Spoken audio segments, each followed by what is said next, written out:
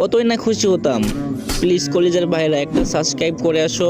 চাও না ভাই একটা সাবস্ক্রাইব করে আসো প্লিজ ভাই, তোমার পায়ে পড়ি গাইজ, একটা সাবস্ক্রাইব করে আসো। এত রিকোয়েস্ট করার পরও তোমরা সাবস্ক্রাইব করো না, কিন্তু কেন?